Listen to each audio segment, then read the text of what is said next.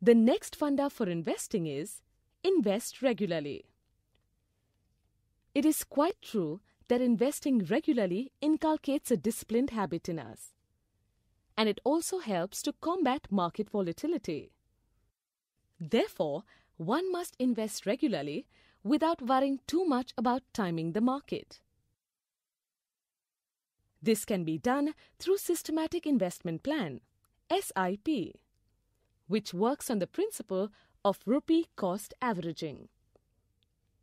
It is a strategy whereby an investor commits to invest a fixed amount of money at specified intervals. This ensures that he buys more units when the prices are lower and fewer units when prices are higher. However, over a period of time, these market fluctuations are averaged, and average cost of investment is often reduced. Let us again take an example to explain this concept. Say Mr. X, Mr. Y and Mr. Z purchased units of a particular fund at different intervals in different market conditions. Mr. X invested in rising market conditions. Mr. Y invested in falling market conditions, while Mr. Z invested in volatile market conditions. Each one of them invested rupees 1,000 every month. In the first month, per unit cost was rupees 10, so each one of them is allotted 100 units. In the second month, for Mr. X, the cost per unit in rising market conditions increases to rupees 12, which further increases to rupees 14 and rupees 16 in the following months. At the end of 4 months, if we calculate the average cost of each unit for Mr. X, it comes to rupees 12.61. Now Mr. Y, as we have assumed, has been investing in a market that is showing a downslide.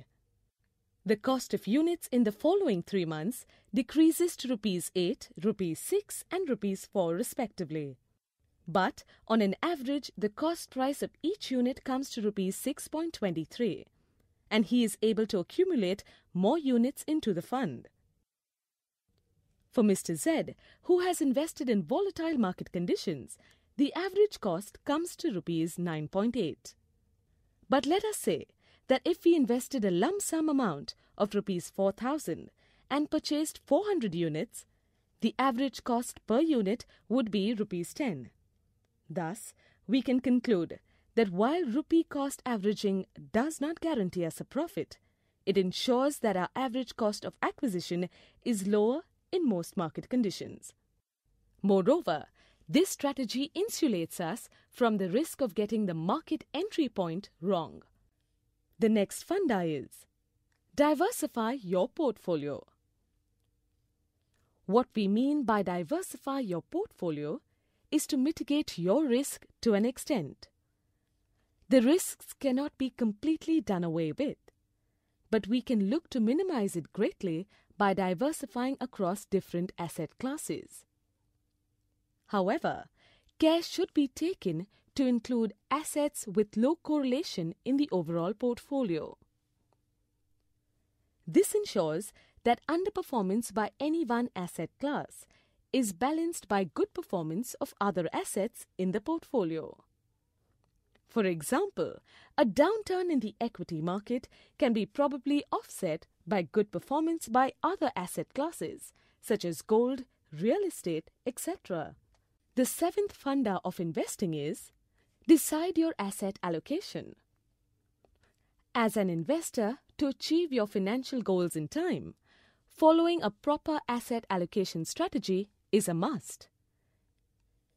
Asset allocation is done with a view to create a strategic mix of different asset classes in the portfolio, to optimize returns potential and at the same time keep the overall risk at low levels.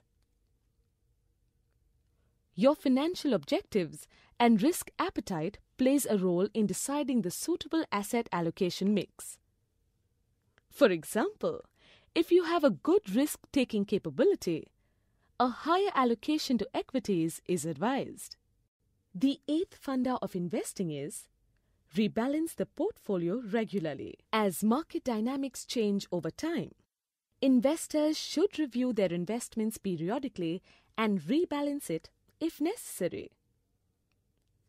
There are no set principles on how often investors should rebalance their portfolio. But conventionally, we can do it every 6 months.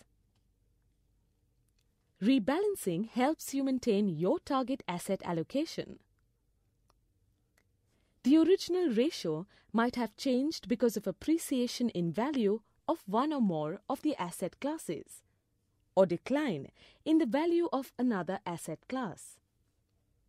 For example, a portfolio originally having a composition of 60% equities and rest in debt instruments may lose its original composition due to the appreciation in equity asset class.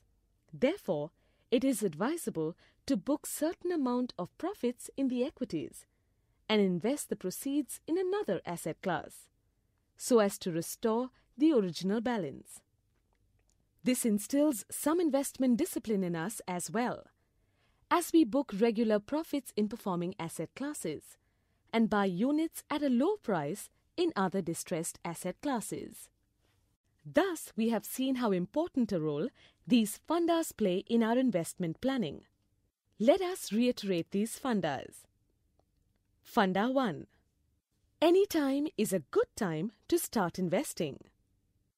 Funda 2. It's time in the market, not timing the market.